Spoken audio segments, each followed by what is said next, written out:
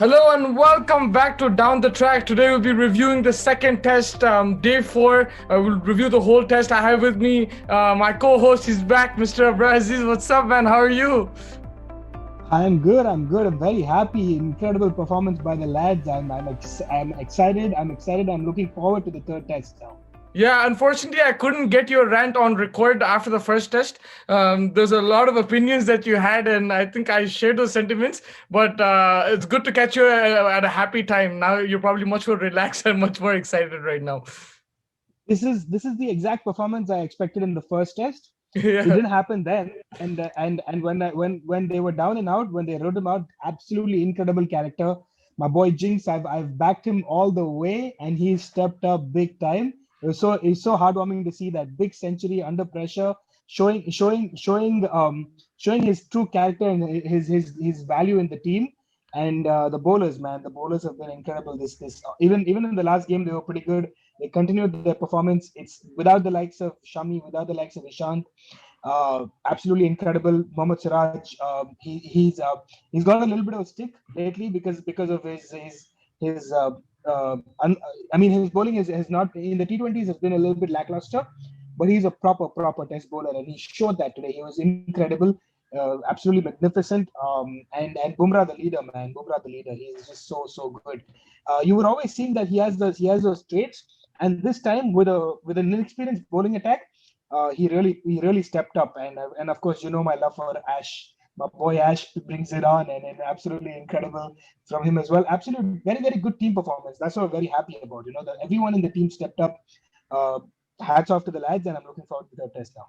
Yeah, I mean, straight after that test, going into this test at the toss, Australia batting first MCG, where you lose or 2 or 3 wickets on day one. Like Australia have scored like 400 for two, 300 for one, like in the last couple of years, last 4 or 5 years actually. Even India, when they batted first in the last previous Boxing Day, they also posted a high score. But to get Australia all out for under 200, magnificent performance. But this pitch was kind of different though, right? Initially, the first couple of days. Absolutely, I think it was very hard to bat on. I think there was a lot of movement for the bowlers. I think you saw like reverse swing, which you usually never see in MCG on a day one track. But I Yeah. think I think I think Australia I mean, I think India bowled well, but I think Australia also. I think there was clear lack of intent. I just felt like in both the innings, I felt like the Australians were trying to like just block the ball instead of just showing some intent, and they really missed David Warner. I think he's the kind of player that takes the attack to the opposition, and they really missed him. And of course, the lack of form of Steve Smith uh, also is a big concern for Australia, because these are the two guys who probably they rely on a lot. And with Warner not available, and with Steve Smith being, I mean, having four single digit scores, it's just something that you don't see very often. So his performance has also been is also in question, and that's probably what the big issue was. But still, I just felt like although there was good bowling by India, there was a lack of intent by Australia as well. No, definitely. They weren't as aggressive. I think even the commentators were saying they weren't looking to attack the Indian bowlers. They trying to defend, block it out, and it actually worked to India's advantage. And but I honestly felt also it was more like Indian type conditions, not the bounce, but like there's just a bit there. But you could see like the likes of Siraj. I think he benefited from bowling like in the Ranji Trophy, because even with on flat pitches, they have ways like when you play Ranji Trophy, you figure out ways how to get wickets on these kind of pitches, and that's exactly what someone like Absolutely. Siraj did. He kept his line in length, and to get the big wicket of Labuschagne as his first debut wicket, I think that was a magnificent achievement. But also credit to Rahane. I think he didn't bowl him until lunch. Until lunch was done, I think he got Yeah. him on the second session. There must have been nerves. He to get Ashwin in that first session that changed the whole Test match for me. They got Matthew Wade out and then Steve Smith at leg slip. That changed the whole game and got India right into it on day one. Absolutely. I mean, you know my love for Ash. I mean, I've always backed him as a bowler. I've always backed him as one of the premium spin bowlers in this day and age. He's been very consistent for India in the Test matches, especially. And yeah, like you said, I mean, Rahane was a so much calm and so much composure in a very tense situation. I mean, after the debacle of the first test, Yeah. you don't have key players. You're missing. probably the greatest batsman in the world in Virat Kohli. You're missing a bowler who's been in form for India in Shami. No Ishant, key players missing, and Rahane stepped up like no other. Just incredible. Even when he got run out, when he got run out, the way he patted to Jadeja to carry on, those kind of things that you rarely see stuff like that. So hats off to Rahane. He was calm and composed throughout the game, bowling changes. He was field placements. He was encouraging the lads. He was just incredible, and he's just a nice. Uh, I've always been a fan of Ajinkya Rahane, the player, and I'm now a fan of Ajinkya Rahane, the captain, as well. Yeah, no, 100%. So Unbelievable captaincy. And then he stepped up with the bat as well, like another 100 away yeah, from home. And we've seen him do it in South Africa on a green top. He scored like 40 odd. He scored 100 in Melbourne. He scored 100 at Lords as well. So we know he can do it away from home. It's just, I think he enjoys the responsibility. He knew he had to step up at number 4, and he stepped up. But how much credit would you give to somebody like Jadeja, especially with the bat? Because that middle order looked shaky without Virat Kohli, but Jadeja stepped up in that lower middle order, didn't he? And he batted superbly. Give Rahane that I support. mean, for me, even though I think Ajinkya was very, very good, I think for me the man of the match was Jaddu, because I think that importance of staying there with Rahane so he could score those runs, and then chipping in with the ball, those couple of wickets that he got in the first innings as well.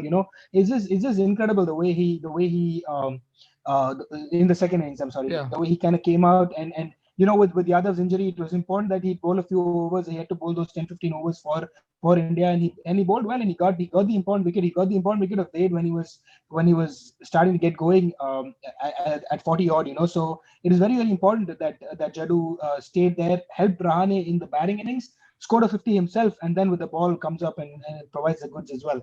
So for me personally, I think Jaddu was my man of the match, but of course Rahane was incredible. But hats off to Jaddu. I think he's since that bits and pieces comment, he's just become someone else, man, some other player. What a Yeah, player! I've seriously, always, I've unbelievable. always, I always liked him as a player. I just feel like that kind of criticism really got him going, and for whatever it's worth, maybe that wasn't the reason behind it or whatever. But whatever it was, I'm just so glad he's performing to the level that he is at this moment, and it's just heartwarming to see that. Yeah, and Rishabh Pant, we know that like he probably his wicket keeping skills are probably not as good as Saha, but with those 30 runs he made, he should have continued. He should have scored more, but that was a momentum shift in the innings in that first innings for India. Like he was hitting shots off Stark, off Cummins. He took the pressure off Rahane, and it kind of shifted the momentum and gave India like the chance to take the lead. I agree. I think like we've discussed this offline as well, right? This is a Yeah. catch-22 situation. Do you want a better keeper or do you want a better batsman? So it's just a very difficult situation. What I'm wondering is, are we stuck with only Samson? Are we stuck with only Pant and Saha? Do we have an option to maybe try someone like a Ishan Kishan or maybe a Sanju Samson? Do we have these kind of options available? Because I think Pant, the wicketkeeper, is a little bit lackluster. But I think that maybe the likes of Samson or the likes of Ishan Kishan are better keepers and as aggressive batsmen as well.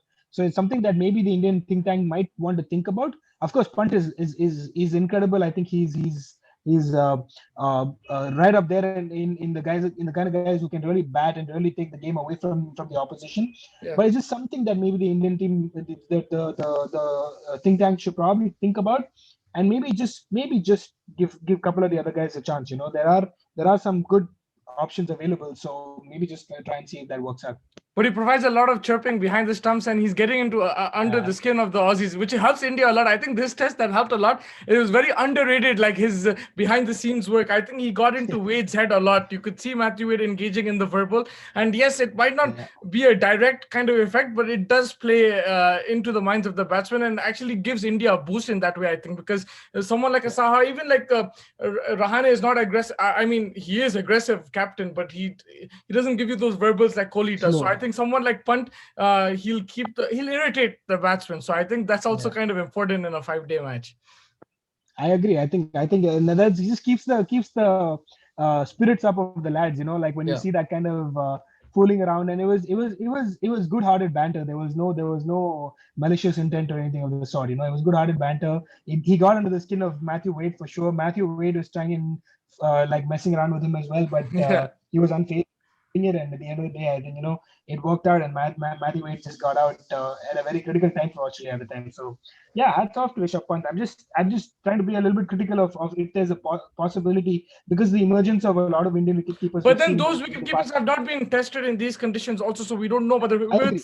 with Saha, we know that he's an excellent keeper. His problem is that he Yeah, won't provide the runs Punt is providing. that So that's the only issue right now. But for that, they'll probably have to try and test. Like you can't really tell now. Like it's a very valid point that you bring up, but like it's very difficult, I think. it absolutely, it's going to be very difficult to figure out how. I'm just trying to think of maybe 2-3 years down the line if there's a possibility to try something like that. So we'll see how Yeah. that goes. Yeah, and just quick, another thing on the team selection, going with the five bowlers, it worked out in the end because Umesh Yadav got injured. So that helped. Like despite Yadav's injury, Jadeja could come in, fill in the overs, and still a magnificent performance. Like from the bowlers, they all stepped up. And team, this is shows that team selection is also very important because you have to prepare for injuries as well.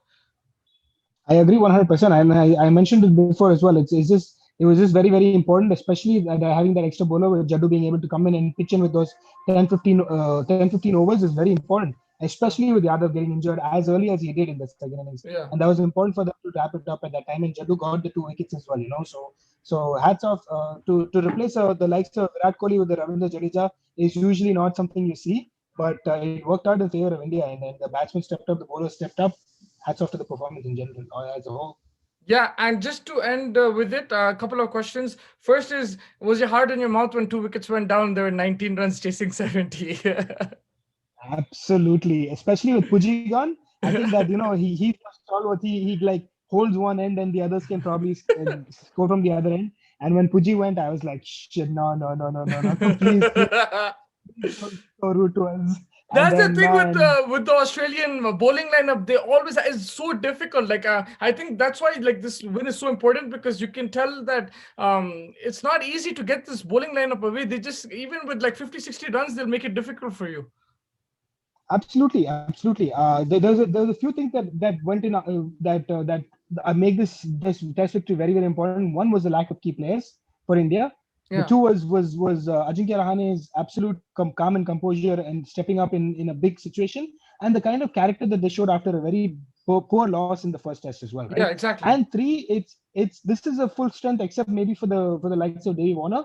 This is a full strength Australian attack. I mean, this is not like the 2018 when everyone was complaining about Smith and Warner not being there and it was easier for us to win and stuff like that. This is a full quality. I mean, if any, the only person that they probably change is maybe Burns for Warner, right? Yeah. Everyone else is great. I mean, perfect. This is a proper team that they will, in any conditions, this is the team that they bring out Australia. So to beat them in their own turf at MCG on Boxing Day, the way that they did is just incredible. And the composure shown by Gill and Rahane, to kind of come back to your question, to kind of finish it off and have no other hiccups was absolutely incredible.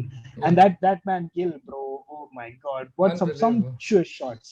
He was just so good, and There's he's signs at of Virat 100 strikes. Kohli there, man. There's signs of Virat Kohli. There's That's for me, there are more signs of Virender Sehwag with a little bit of touch of more footwork because Virender Sehwag more high hand-eye coordination. But the way this guy plays his shots, man, he's just so great. I just feel like that there's that elegance of a Virender Sehwag in there. Just something tells me that there's a touch of class of what we've seen in Virender Sehwag. I just saw that a little bit here. I don't know why. Yeah, I think It the was just most important thing for him is to keep on improving his game because they will try to find weaknesses. We saw with Agarwal, he started off beautifully in the last Boxing Day, and then now he struggled in this Boxing Day Test match. So someone like a Gill, right now they don't know his weaknesses because he's a solid player. He's a very talented. But I think as the games go on, teams like Australia, New Zealand, England, Pakistan, like a lot of teams will have these analysts looking at him and they will try to discover a weakness. So he'll need to keep improving that and learn from that. But he's a very talented player. Right now, he just looks awesome, I think. yeah, Uh, fine young lad, fine young lad. What a find for Indian cricket as well. Yep, and just looking forward to the next test match. Like we can discuss it in detail later. But Rohit Sharma, if he right now we don't know where the test match is. It's supposed to be in Sydney, but as of this recording, they haven't announced yet because of the COVID outbreak there. It might be in MCG again. So I don't know what's going to happen. But if Rohit Sharma is fit and ready, quarantined, everything, do you play him in the team? It's just so hard. This is such a difficult situation for me, and we've discussed this offline as well. Like, it's just so difficult because the only person he can now replace is probably Mayank Agarwal. So if he can, if and I just want Mayank Agarwal to play a little bit more because I just feel like he has it in him to really come good as a test batsman. So I really want him to play. But at the same time, Rohit Sharma is Rohit Sharma. He's a class apart. I mean, if he can bring you those runs and just be that little bit of an aggressor in the beginning, I just feel like he's more important at this point in time. So it's just so difficult to make that call. But having said that, I just feel like Mayank Agarwal's time will come. I think Tank should sit him down and tell him that the only reason that they're dropping him is because there's a player of Rohit Sharma's class. There's no other reason that he's being dropped. It's not a reason of poor form. It's a reason of just having a better But it caliber is player. kind of because if Agarwal played Gill's innings, he would have stayed and Gill would have been gone. Like, you know what I mean? So it is Yeah, kind of yeah. it's very recent form, to be very honest with you. But I get your point. It's difficult because you've been backing him as an opener, and to suddenly drop him, it'd be difficult. But there's one thing, he's having an issue with Stark. I think that backlift is a bit too high. I think he's changed his stance as well. So there's some issue there. Maybe he needs to correct that. But at the same time, Rohit Sharma might have the same problem because we've seen him regularly in the white ball opening the batting. With the red ball, we haven't seen him in like swinging conditions. So I don't know how he's going to play Stark first up with that because he also has an issue with like not issue, but he doesn't move his feet as much as well. So I don't know what's going to happen there. Maybe Rohit Sharma might be more comfortable in the middle order, but I don't think they're going to play him there. Like instead of Vihari, but Vihari hasn't done much wrong, so I don't think you can really drop him. He's actually looking good until that sweep shot. So I don't really think you can drop him either. So I think you're right. It's him or Agarwal, Rohit or Agarwal.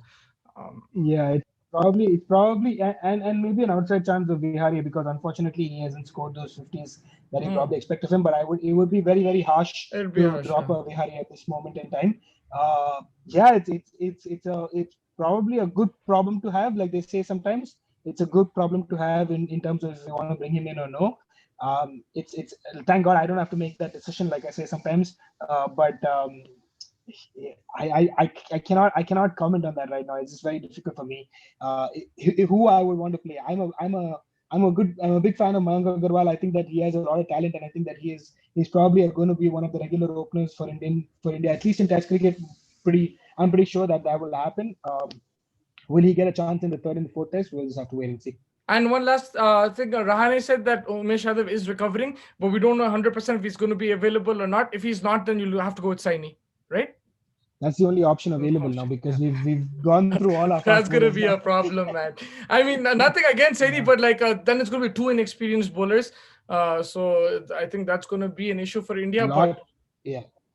A lot more will fall on Bumrah's shoulders because you don't want to give him already. He has a lot of burden. I think to give him more would be harder. And with due respect to Saini and Siraj, I think they are newer players. It'll be very hard for them.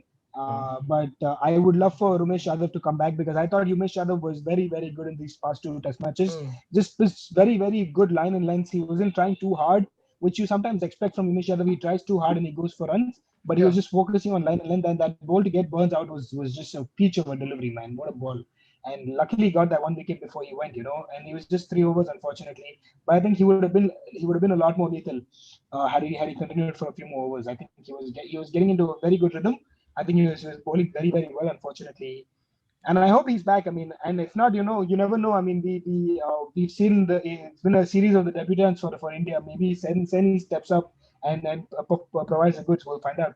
yeah, no, for sure, it's good. It all sets up for an amazing test series. Two more test matches to go. It's 1-1 right now. And we'll keep in touch and let's see what's going to happen before the third test. The excitement is going to be building. Hopefully, there's not too many injuries now from both sides. We want to see a very good contest between bat and ball. If Warner comes back for Australia, it'll be even more difficult for India. But at the same time, he's coming from an injury, so it's going to be a lot of fun. I think, yeah, we've wrapped up everything for this game. Thank you so much for joining me. Any last thoughts? I'm just looking forward to it, man. Yeah, man, can't wait. Once the ground and everything is announced, we can plan forward for that test match and just enjoy Yeah. the rest of your day and have fun, man. Take care. Yep. You too. Take care. Bye. Thank you. Bye.